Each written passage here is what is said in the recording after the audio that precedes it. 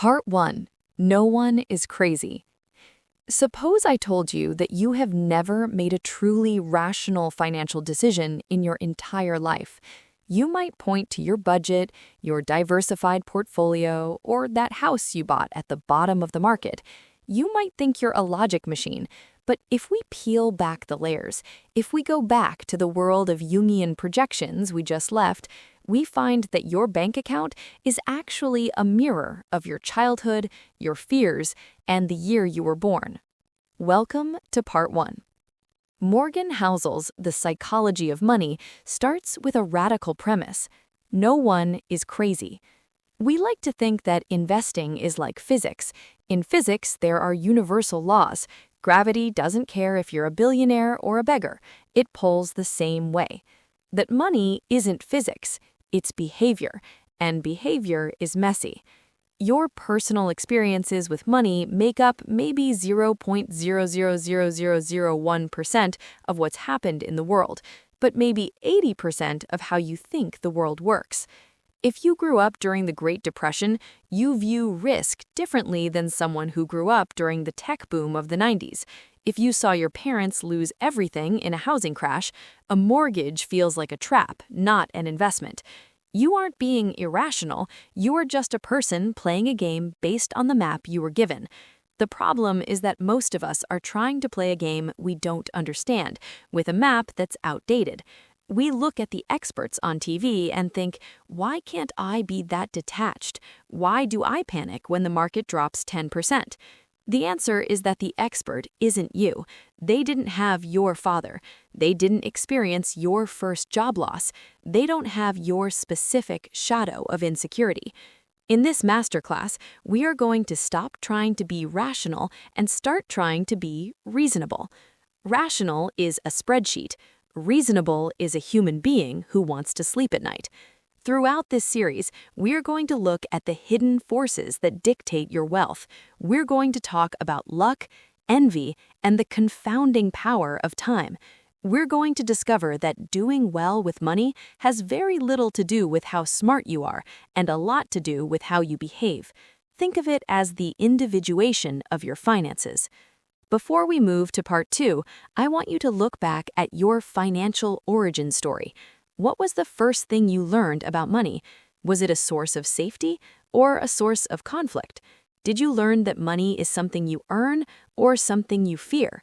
Write it down, because until you understand your money shadow, it will direct your life, and you will call it bad luck. In the next part, we're going to talk about the two most ignored forces in finance, luck and risk. We're going to learn why you shouldn't judge yourself or others quite as harshly as you do. I'll see you in Part 2. Part 2, Luck and Risk. I want to start today with a story about a ghost. Most of you know the name Bill Gates. You know he founded Microsoft. You know he is one of the richest men in human history. You probably know he is brilliant, hardworking, and possessed a vision for computing that changed the world. But you probably don't know the name Kent Evans. In 1968, Bill Gates was a student at Lakeside School in Seattle. Lakeside was the only high school in the entire world that had a computer, not a calculator, a fully functional teletype Model 33 computer. This was a 1 in a million luck. If Bill Gates had gone to any other high school, there would be no Microsoft. He admits this himself. But here is the catch. Bill Gates had a best friend at that school. His name was Kent Evans. According to Gates, Kent was the smartest kid in the class. He was just as obsessed with computers as Bill. He had just as much vision. They planned to conquer the world together. They were going to be CEOs. They were going to change the future. But Kent Evans never finished high school. Before he graduated, he went mountaineering with a climbing class, slipped, and was killed. There were roughly 303 million high school-age people in the world in 1968. Bill Gates experienced the 1 in a million luck of going to the only school with a computer. Kent Evans experienced the 1 in a million risk of dying in a mountaineering accident. Same potential, same drive, same intelligence, but the universe flipped a coin and it landed on heads for one and tails for the other. Welcome to part 2. Today, we are talking about the siblings that no one wants to acknowledge: luck and risk. In our culture, we love to judge success. We look at a billionaire and say, he must be a genius. We look at a bankrupt business owner and say, he must be lazy, or he made bad choices. We want the world to be a meritocracy. We want to believe that 100% of your outcomes are the result of 100% of your effort. It makes us feel safe. It gives us a sense of control. But Morgan Housel forces us to confront a terrifying reality. Luck and risk are the exact same force. They are both the reality that every outcome in life is guided by forces other than individual effort. If you acknowledge that luck played a role in Bill Gates' success, you have to acknowledge that risk played a role in someone else's failure. You cannot have one without the other. This is hard to swallow because it strips away our ego. When we succeed, we attribute it to our hard work. I stayed up late, I made the strategy, I earned this. When we fail, we attribute it to bad luck. The market turned, the competitors cheated, the timing was off. And when we look at others, we do the reverse. When they succeed, we say they got lucky. When they fail, we say they made bad decisions. This bias is dangerous. It ruins your ability to invest well because it blinds you to the role of randomness.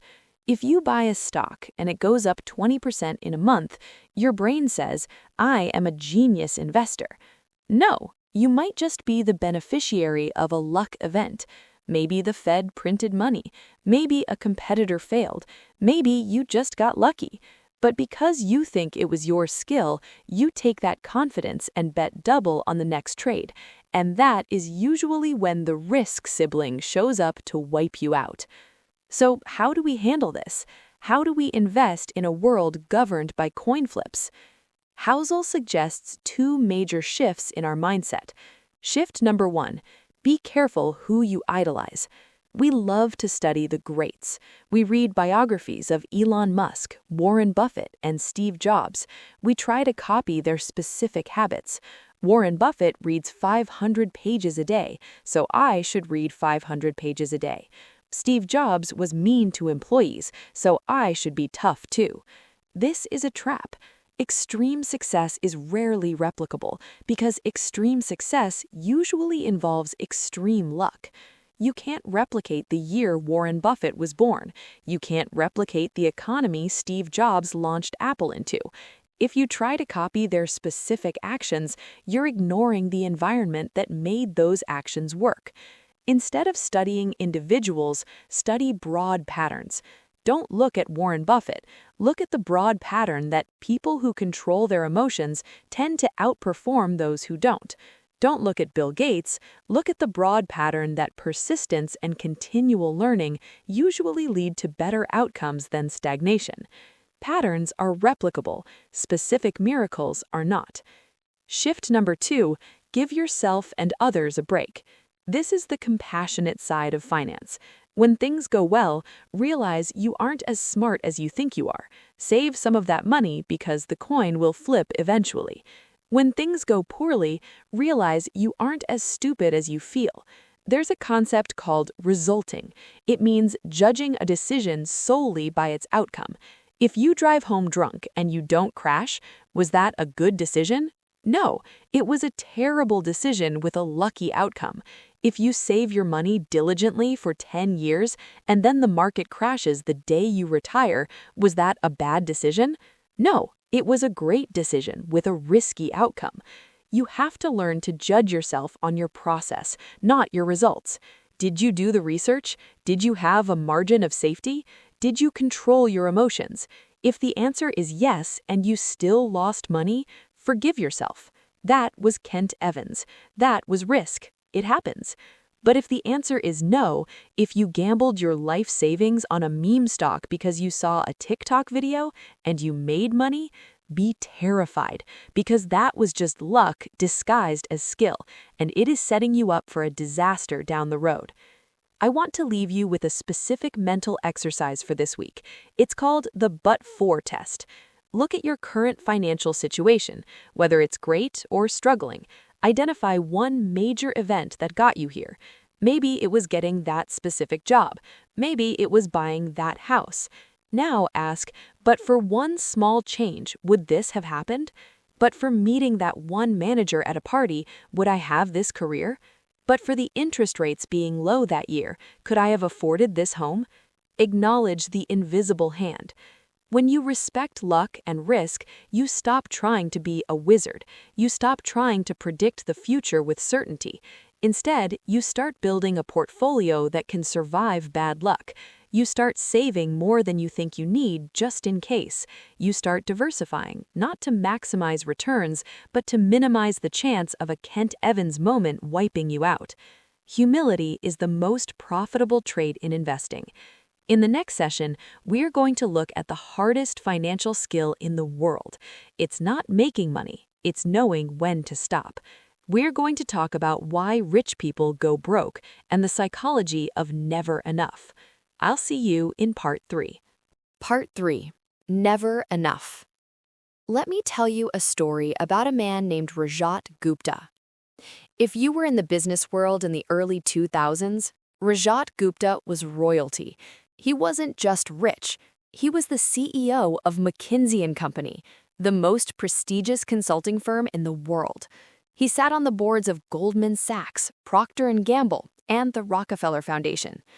By 2008, Rajat Gupta was worth approximately $100 million.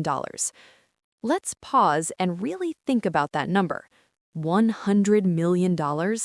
If you put that money in a boring savings account yielding 5%, it generates $13,000 a day.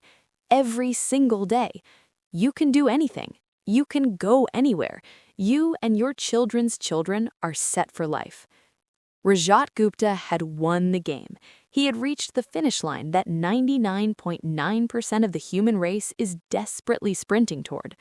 But to Rajat Gupta, it wasn't enough, because he moved in circles with people like Warren Buffett and Bill Gates. He saw people who were worth billions, not millions, and compared to them, he felt poor. He wanted to be a billionaire. So, in 2008, while sitting on the board of Goldman Sachs, he learned that Warren Buffett was about to invest $5 billion into the bank to save it from the financial crisis. It was confidential information. It was illegal to share it. 16 seconds after hanging up the phone from the board meeting, Gupta called a hedge fund manager named Raj Rajaratnam. He tipped him off. Raj Rajaratnam bought the stock immediately. They made a quick profit. But the SEC was watching. Both men went to prison. Rajat Gupta's reputation was destroyed. He lost his fortune, his freedom, and his name. He risked everything he had and needed for something he didn't have and didn't need. Welcome to Part 3. Today, we are talking about the hardest financial skill in the world, knowing when is enough. Why is this so hard? Why are smart people with $100 million risk it all for $110 million? It's because of a psychological glitch called the moving goalpost. Imagine you are walking toward the horizon. You walk 10 miles. Does the horizon get closer? No, it moves 10 miles further away. This is how our brain processes ambition. When you are broke, you think, if I just had $50,000, I'd be happy. You get $50,000, you feel good for a week. Then you look around and see your coworker has $100,000. Suddenly, the goalpost moves. Now you need $100,000. You get the million. You join a country club. Now you're surrounded by people with 10 million. The goalpost moves again. It is a race that cannot be won. And here is the dangerous part. As the goalpost moves, the risks you have to take to catch it increase. To turn $10,000 into $20,000 takes hard work. To turn $100 million into $1 billion takes leverage, insider trading, or massive speculation. Morgan Housel puts it beautifully. There is no reason to risk what you have and need for what you don't have and don't need. This seems obvious, but we are fighting a biological drive. We are wired to compare ourselves to others. It's called social comparison, and it is the thief of joy. The ceiling of social comparison is so high, it might as well be infinite. There is always someone richer. If you are a professional baseball player, you are rich, but you compare yourself to the star player who makes $50 million a year. That star player compares himself to the team owner who has $4 billion. The team owner compares himself to Elon Musk who has $200 billion. And Elon Musk, he compares himself to people who changed history. If you only feel successful when you're at the top of the list, you are guaranteed to be miserable. So how do we stop the goalpost? How do we step off the treadmill without giving up on our dreams? We have to redefine the word enough. Most people think enough means settling. They think it means mediocrity or stopping early. No. Enough means you have filled your bucket. It means you have reached a point where adding more money adds zero value to your happiness, but adds significant risk to your sanity. Enough is a defensive perimeter. It's looking at your portfolio and saying, I could try to double this next year by betting on risky tech stocks, but if I lose 50%, my lifestyle will break. If I gain 50%, my lifestyle won't change. So why play? Here are 3 mental models to help you find your enough. 1. The 2-cent rule. If you are eating a delicious meal, the first bite is amazing. The last bite, when you're stuffed, makes you feel sick. Enough is stopping before the bite that makes you sick. In finance, this means stopping your risk-taking before it threatens your sleep. If you're checking your portfolio at 3 a.m., you have passed enough. You have eaten too much. 2. Stop looking at the ladder. Accept that there will always be someone richer than you. Someone will always have a bigger boat. Someone will always have a faster car. If you can look at that person and say, good for them, without feeling a pang of inadequacy, you have won. You have stepped out of the game. 3. Define your freedom number. Don't aim for more. Aim for a specific number that buys your freedom. Calculate exactly how much you need to cover your expenses forever. Once you hit that number, every dollar after that is just a game token. It's not life money anymore. Treat it differently. Don't risk your freedom money to get more game tokens. Rajat Gupta didn't have a freedom number. He had a scoreboard. And because the scoreboard had no limit, he pushed until he broke. I want you to think about Las Vegas. The only way to win in a casino is to walk out the door. If you stay at the table long enough, the house always wins. Life is the casino. If you keep doubling down, keep leveraging, keep trying to beat the neighbor, eventually you will hit a risk that wipes you out. The most powerful financial skill is the ability to say, I have enough. For your practice this week, I want you to define your anti-goals. We all have goals. I want $1 million. I want a Porsche. But what are your anti-goals? What are the things you are unwilling to trade for money? I will not trade my weekends for more money. I will not trade my sleep for higher returns. I will not trade my reputation for a quick win. Write these down. These are your guardrails. These are what stop the goalpost from moving off a cliff. In the next session, we're going to look at the math behind getting wealthy. We're going to talk about why you don't need to be a genius, you just need to be patient. We're going to explore the mind-bending power of compound interest and why the human brain is terrible at understanding it. I'll see you in Part 4, Confounding Compounding. Part 4. Confounding Compounding. Let's talk about Warren Buffett. There are over 2,000 books dedicated to analyzing how Warren Buffett built his fortune.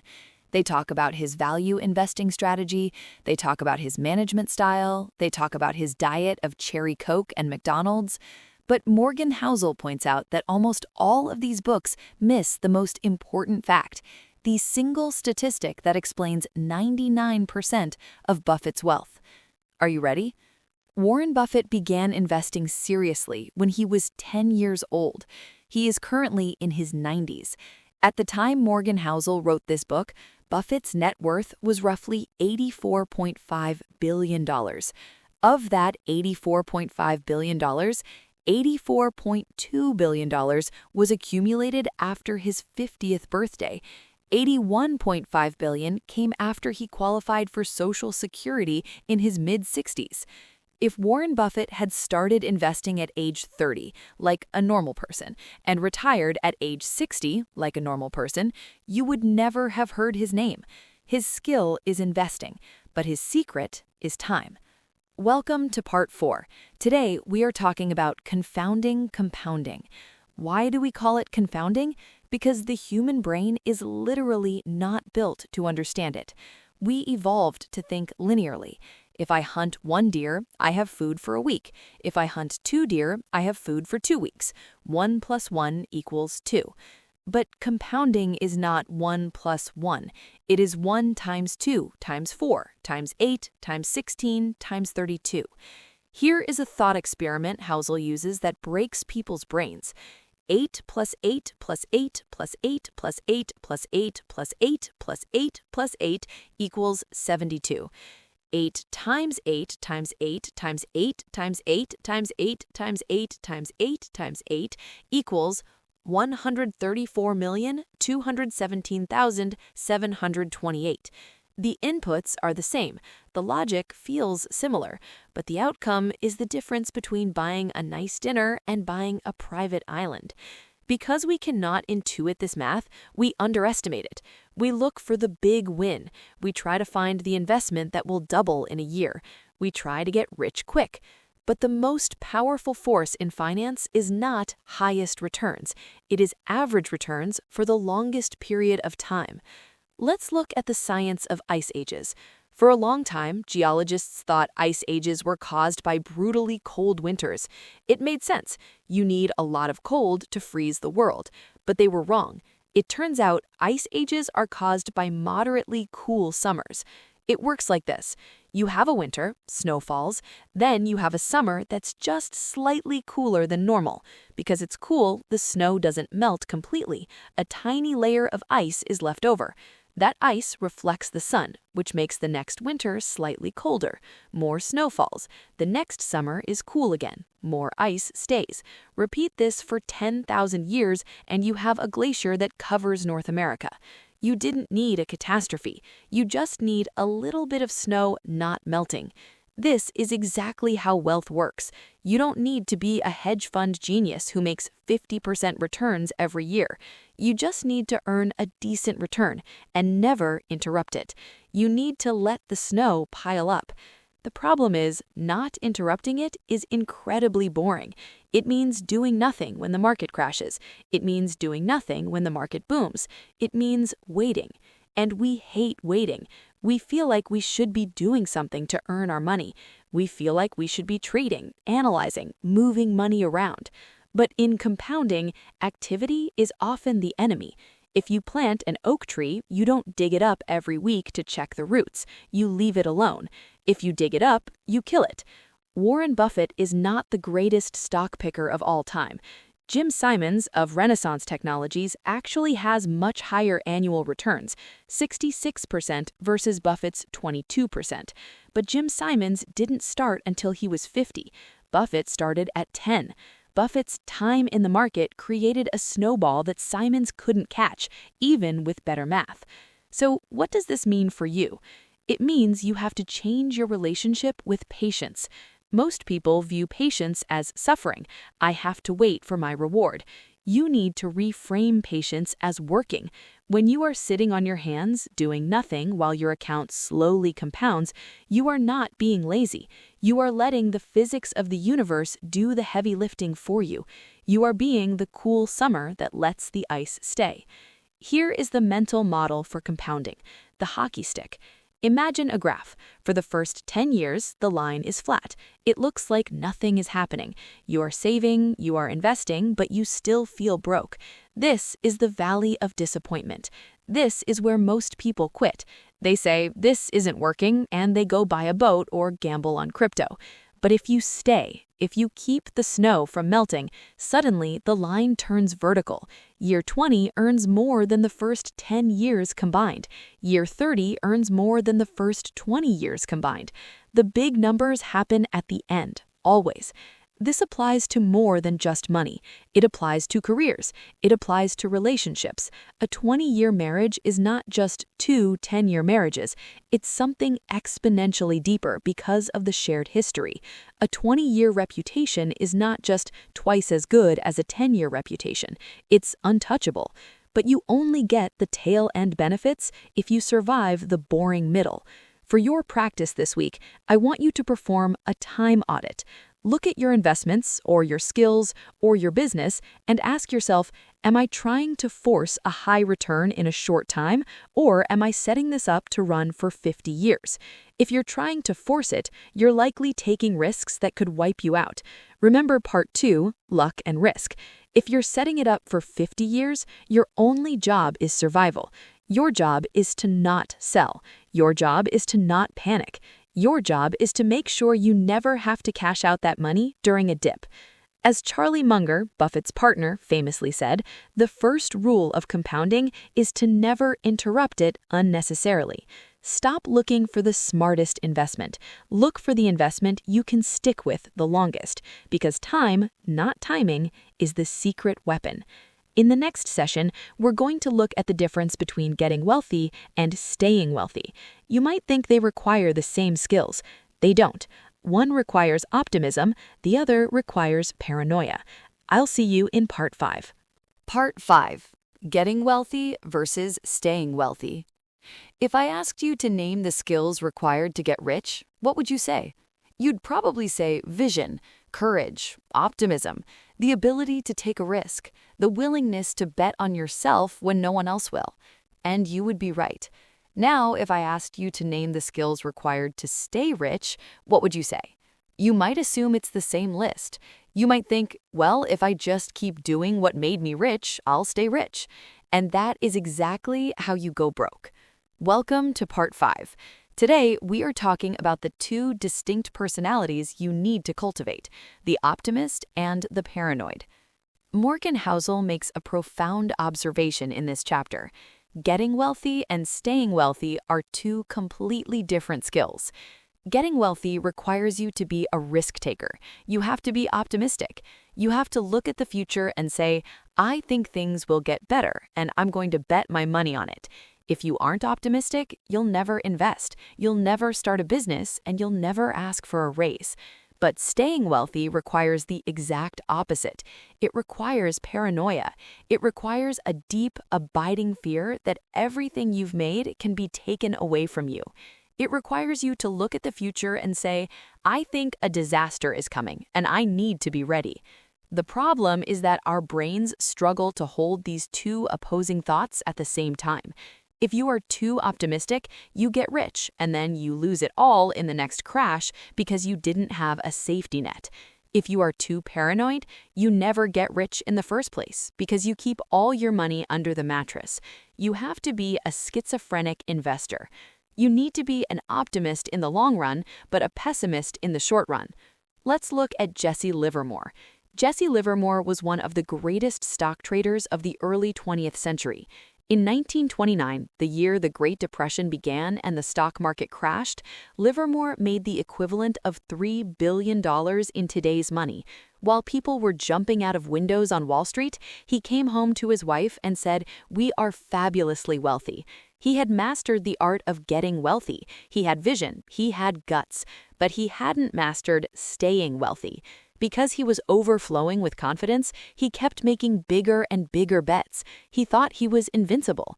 By 1934, just 5 years later, he had lost everything. He was bankrupt. He eventually took his own life. Livermore was a genius at offense, but he had zero defense. So how do we build a defense? How do we cultivate survival as a skill? It comes down to 3 words: margin of safety.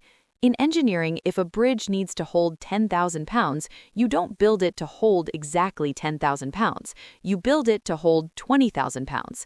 That extra capacity is the margin of safety. It's there for the things you didn't predict, the high winds, the rusty bolts, the unexpected traffic jam. In finance, margin of safety means cash. Cash is not an investment. Cash is oxygen. When the market is booming, cash feels stupid. You look at it, sitting in your bank account earning 1% interest, and you think, I'm losing money to inflation. I should put this in the market. But Housel argues that cash is the price you pay for the ability to not sell your stocks when the market crashes. If you have no cash and your car breaks down the same week the stock market drops 30%, you are forced to sell your stocks at the bottom to pay for the car repairs. You have interrupted the compounding. You have lost. If you have cash, you pay for the car repairs, you leave your stocks alone, and you survive to see the recovery. The cash didn't earn a return. The cash saved your return. This brings us to the concept of survival mindset. Napoleon was once asked to define a military genius. He said, "The man who can do the average thing when everyone else around him is losing his mind." That is your goal. You don't need to be a hero. You just need to survive the tail events, the 1% of days where the world falls apart. Housel points out that if you looked at the last 170 years of history, you would see 1.3 million Americans dying in wars, the Great Depression, 9 major financial panics and recessions, a flu pandemic, a presidential assassination, 33 recessions totaling 48 years. If you were a pure optimist, any one of those events would have wiped you out. You would have been leveraged to the hilt, assuming the good times would last forever.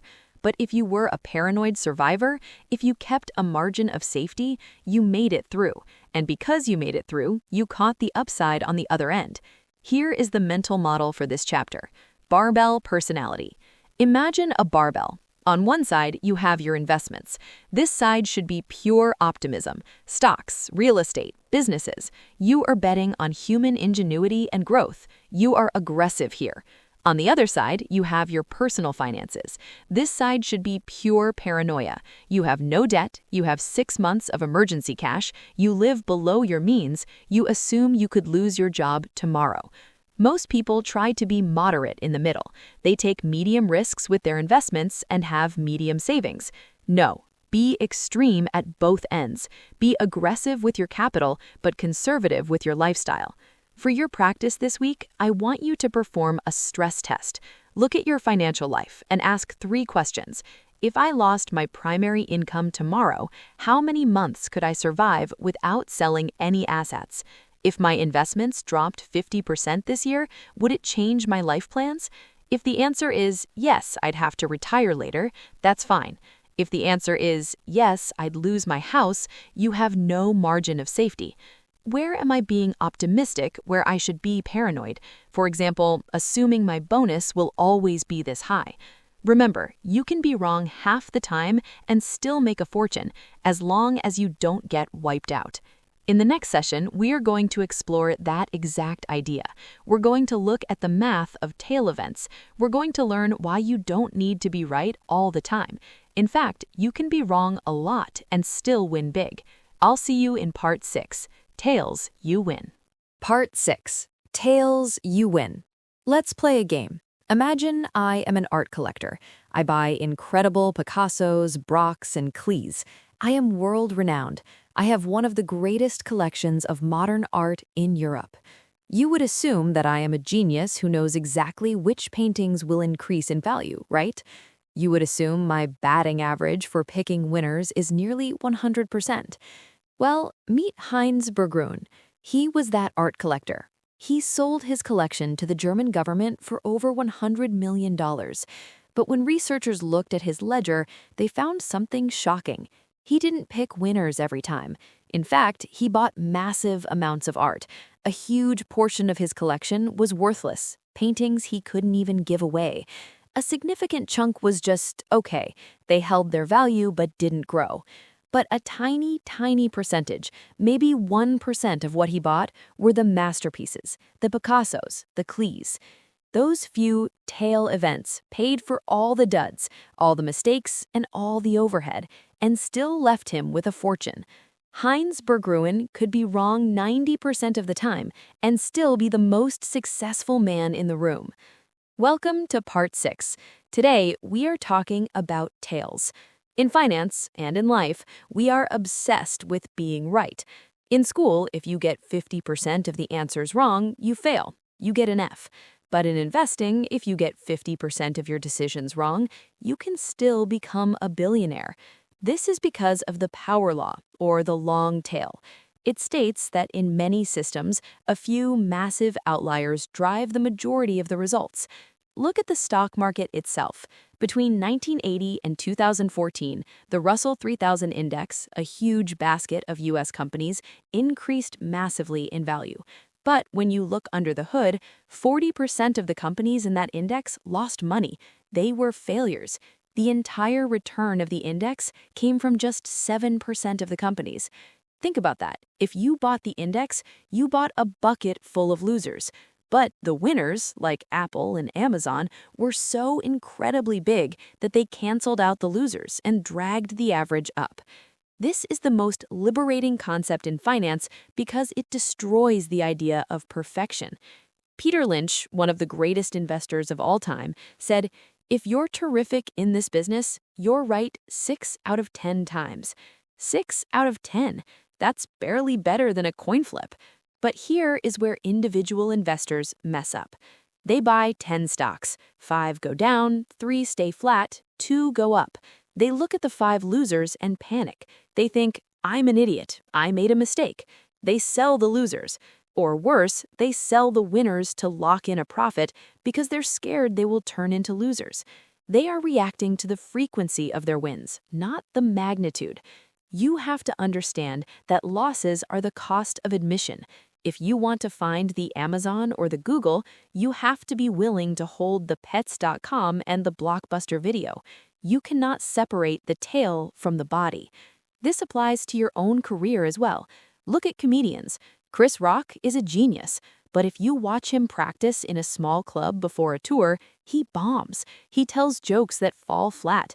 He is wrong over and over again. He's testing the tails. He's looking for the one joke that kills. Once he finds it, he puts it in the special, and everyone thinks he's magic. They don't see the failure. They only see the tail. Look at Warren Buffett again. At the 2013 Berkshire Hathaway meeting, Buffett said that he has owned 400 to 500 stocks during his life. He made the majority of his money on 10 of them. Take away the top 10 investments from Warren Buffett's career, and he's just a slightly above average investor. The tail is everything. So, how do we apply this to our strategy? 1. Diversify to capture tails. If you only owned 3 stocks, your chances of holding a tail are low. If you own the S&P 500 companies, you are guaranteed to hold the winners. Yes, you will also hold the losers, but remember, the winners grow exponentially, unlimited upside, while the losers can only go to 0, capped downside. The math is in your favor. 2. Accept the volatility. When your portfolio drops, don't view it as a mistake. View it as the fee you pay to be in the game when the tail event happens. If you leave the market because it's down, you will almost certainly miss the few days of massive growth that account for all the returns. 3. Don't judge your batting average. Stop beating yourself up over a bad investment. Ask yourself, did I lose a manageable amount? If yes, move on. You are hunting for the slugging percentage, not the batting average. There's a famous quote, "It's not whether you're right or wrong that's important, but how much money you make when you're right and how much you lose when you're wrong." George Soros said that. You can be wrong half the time.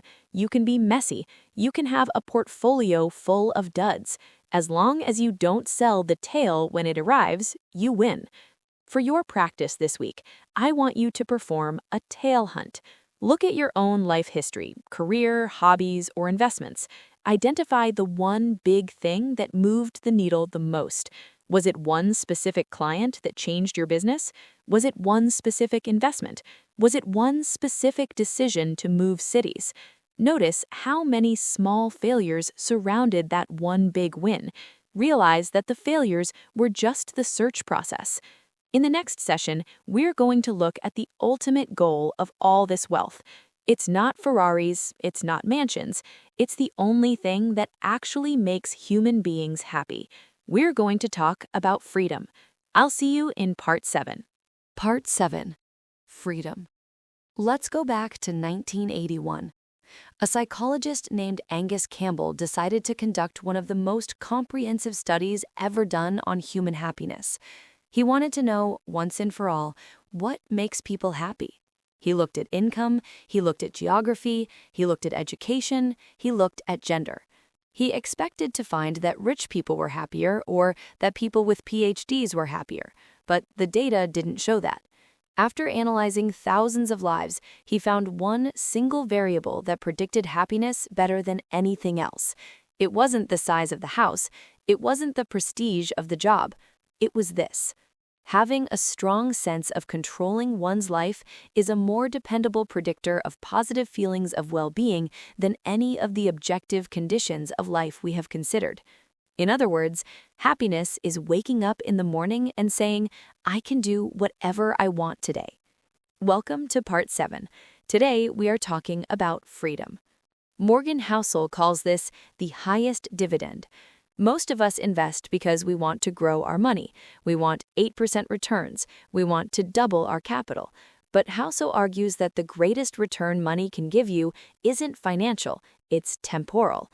Money's greatest intrinsic value is its ability to give you control over your time. Think about it. Level 1 wealth, you have a few days of savings.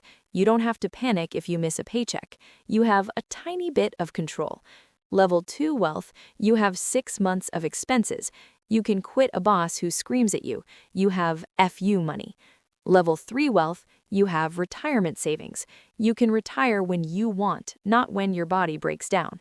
Level 4 wealth, you have independence. You can work because you want to, not because you have to. Every dollar you save is like buying a small block of your future freedom. But here is the tragedy of modern life. We are richer than ever, but we have less control than ever. In 1900, most people worked with their bodies. You were a farmer, you were a factory worker. It was brutal work, but when you left the factory, you were done. You didn't take the tractor home with you. Today, most of us work with our minds. We are knowledge workers, and the problem with knowledge work is that it never stops. Your boss can email you at 9 p.m. Your Slack notifications go off on Sunday morning. You are constantly on the clock mentally, even if you are sitting at dinner with your family. We have used our wealth to buy bigger houses and faster cars, but we have given up control of our time to get them. Let's look at John D. Rockefeller. He was one of the richest men in history. His job was incredibly high pressure, but he was famous for being a ghost. He would spend hours just sitting in his garden doing nothing, or he would nap in his office. Someone once asked a Standard Oil employee, "Does Mr. Rockefeller ever work?" The employee said, "He spends all his time thinking." Rockefeller understood that his value wasn't hours punched. His value was decisions made, and to make good decisions, he needed ownership of his time. If you are wealthy but you have to be at a desk at 8 a.m. because someone else told you to, are you actually rich, or are you just a well-paid servant? Housel argues that controlling your time is the only luxury that doesn't depreciate. If you buy a Ferrari, the joy wears off in a month. It becomes just a car. But the joy of waking up on a Tuesday and realizing you don't have to go to work, that never gets old. That feeling of autonomy is fresh every single day. So, how do we invest for freedom instead of just more? 1. Stop buying status. Start buying time. Before you buy the bigger house, ask, will this purchase force me to work longer hours to pay for it? If the answer is yes, you are trading freedom for drywall. You are moving backward on the Angus Campbell scale. 2. Redefine wealthy. Wealthy isn't high income. There are investment bankers making $500,000 a year who are miserable because they work 90 hours a week. They are income rich but time poor. True wealth is the unspent assets that allow you to dictate your schedule. 3. The emergency fund is actually a freedom fund. Don't look at your savings account as boring cash. Look at it as a stack of get-out-of-jail-free cards. Every $1,000 you save is a week of freedom you have purchased from your future employer. For your practice this week, I want you to perform a freedom audit. Look at your last month. How many hours did you spend doing things solely because you had to, for money? How many hours did you spend doing things because you wanted to? How much money would you need to buy back just 1 day a week of your freedom? We often think we need millions to be free, but maybe you just need enough to work 4 days a week instead of 5. That is a massive leap in wealth.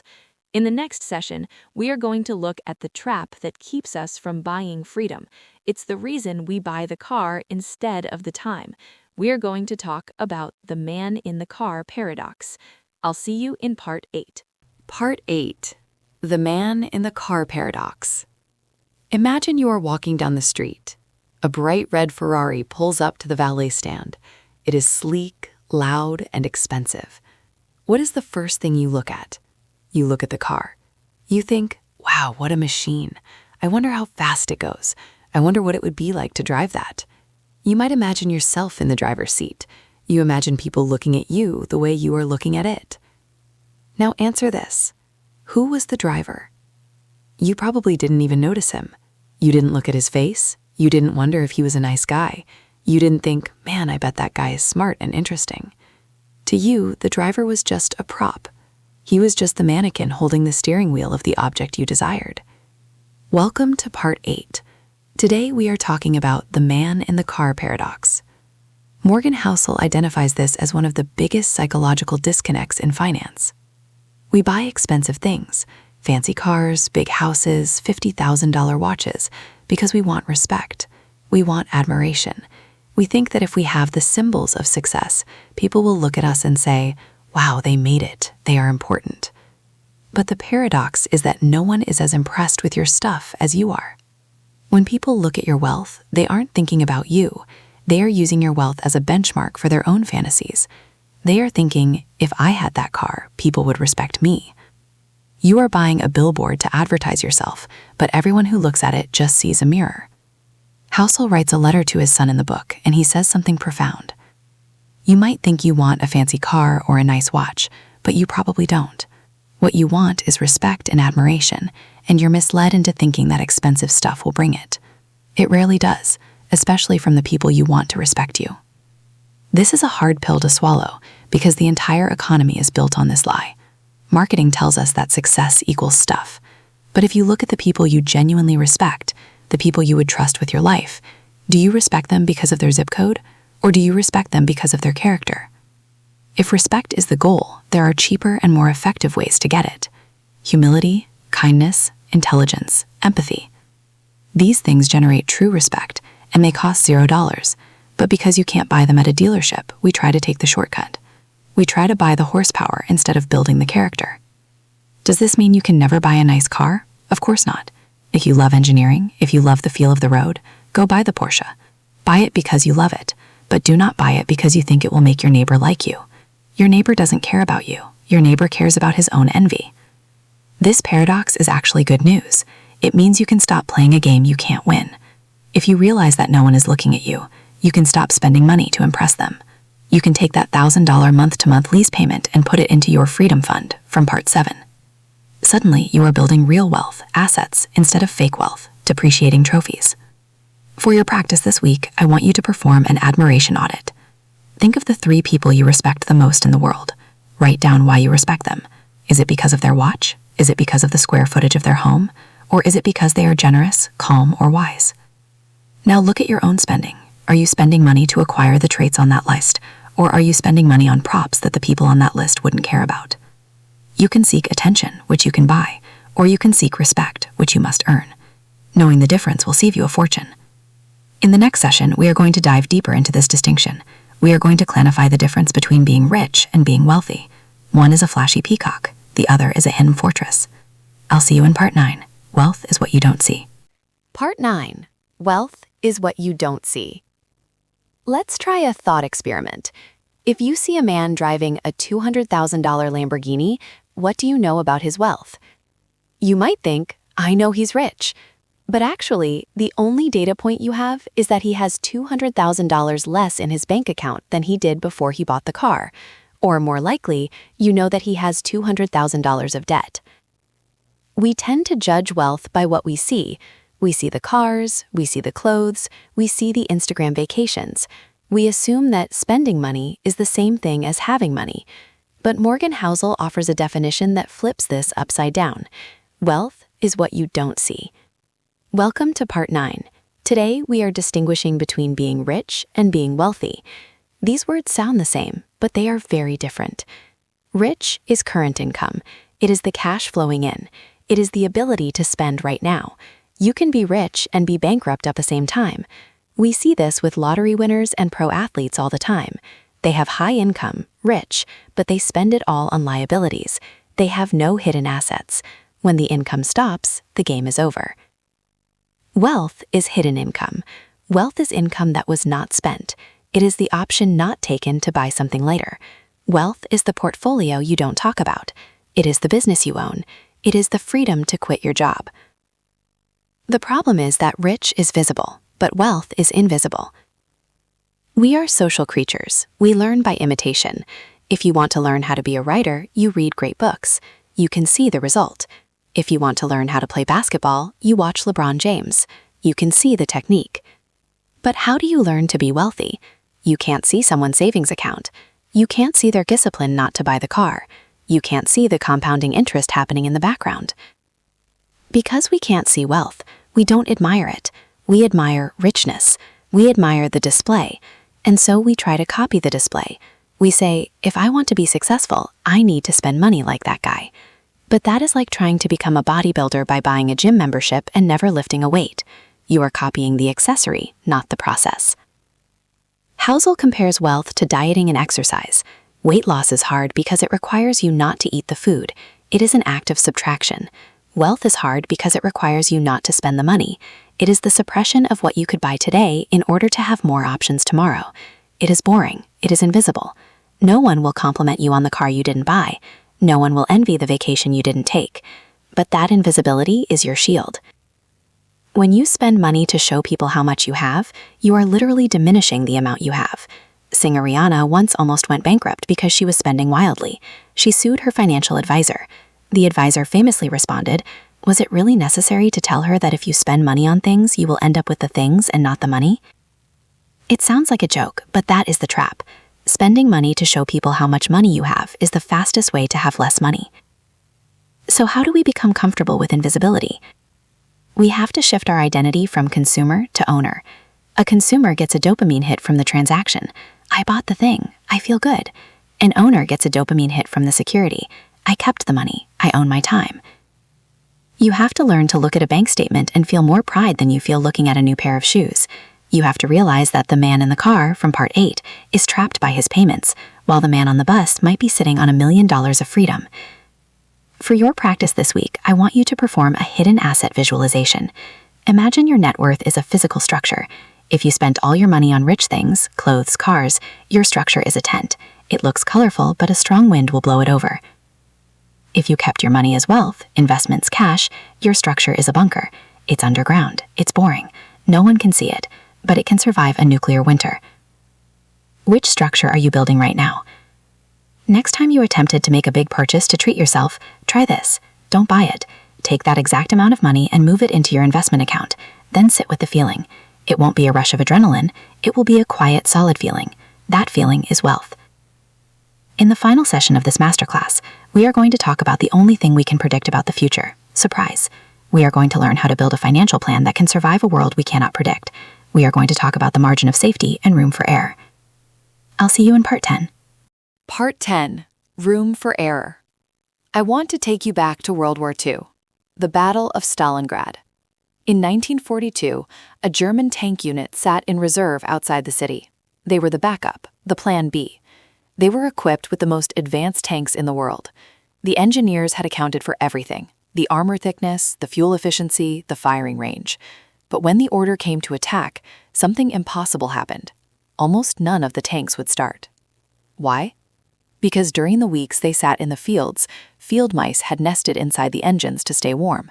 The mice had eaten the insulation off the electrical wires. The greatest engineers in the world had accounted for the enemy. They had accounted for the weather. They had accounted for the fuel. But they hadn't accounted for the mice. Welcome to the final part of our masterclass. Today, we are talking about the most important concept in the history of survival: room for error. Morgan Housel's final lesson is a punch in the gut to our egos. The most important part of every plan is planning on your plan not going according to plan. We love to forecast. We love to open a spreadsheet and say, if I earn 8% returns for 30 years, I will have exactly $2 million. It looks clean, it looks logical, but the spreadsheet doesn't know about the mice. The spreadsheet doesn't know about the divorce. The spreadsheet doesn't know about the global pandemic. The spreadsheet doesn't know about the car accident that keeps you out of work for 6 months. If your financial plan relies on everything going right, it is a fragile plan, and fragile things break. Room for error, often called margin of safety, is the gap between what you think will happen and what can happen while still leaving you fighting another day. Many people think having a margin of safety is conservative. They think, if I hold too much cash, I'm being fearful. I'm leaving returns on the table. Housel argues the opposite. Room for error isn't conservative. It's the only way to stay in the game long enough to win. Let's look at blackjack. Card counters are the best players in the world. They know that when the deck is hot, the odds are in their favor. But do they bet every single dollar they have on the next hand? No. They bet big, but they never bet everything. Why? Because even if they have a 98% chance of winning, there is still a 2% chance they lose. And if they bet everything and that 2% hits, they're out of the casino. They can't play the next hand. Survival is the only statistic that matters. So how do we build room for error into our lives? It requires us to admit that we have no idea what the future holds. 1. The return buffer.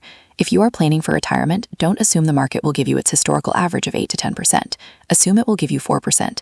If you plan for 4% and the market gives you 8%, you are pleasantly surprised. You buy a nicer boat. If you plan for 8% and the market gives you 4%, you are destitute. You can't pay your bills. Room for error is simply widening the target so that bad luck doesn't become ruin. 2. The psychological buffer.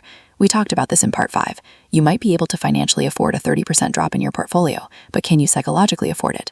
Room for error means acknowledging that you might panic, so you keep a little more cash than the math says you should, just so you don't sell at the bottom. The math says it's inefficient. The psychology says it's necessary. 3. Avoid single points of failure. In engineering, a single point of failure is a part that, if it breaks, destroys the whole system. In your life, your single point of failure is usually your paycheck. If your entire lifestyle relies on next month's paycheck arriving on time, you have no room for error. You are one mouse in the wire away from disaster. Building multiple streams of income or having a massive emergency fund removes the single point of failure. The ultimate goal of the psychology of money is not to make you the richest person in the graveyard. It is to make you the person who can sleep at night. It is to make you anti-fragile. A fragile object breaks under stress. A resilient object resists stress. An anti-fragile object gets better with stress. If you have room for error, if you have cash, if you have skills, when the economy crashes, you don't just survive, you thrive. You buy assets on sale. You pivot to new opportunities. You are the one tank that starts when all the others are frozen. Conclusion: the reasonable investor. We have traveled a long way together in this masterclass. We learned that no one is crazy. We are all products of our history. We learned to respect luck and risk. We learned to stop the goalpost and define enough. We learned to respect the confounding power of time. We learned that wealth is what you don't see. And finally, we learned to build room for error. Money is not a spreadsheet. Money is a tool for autonomy. It is the fuel for the life you want to live. Don't worship it. Don't fear it. Master your mind and the money will follow. For your final practice, I want you to perform a breakage test. Look at your financial plan and ask, what has to happen for this to fail? Does the market have to return 10%? Do I have to keep this job for 5 years? Do I have to stay healthy? If your plan requires specific things to happen, it is fragile. Build a plan that works even if you get sick, even if the market is flat, and even if you lose your job. That is freedom. Thank you for listening to The Wealth Mindset. Go forth, be reasonable, be patient, and keep the mice out of the wires.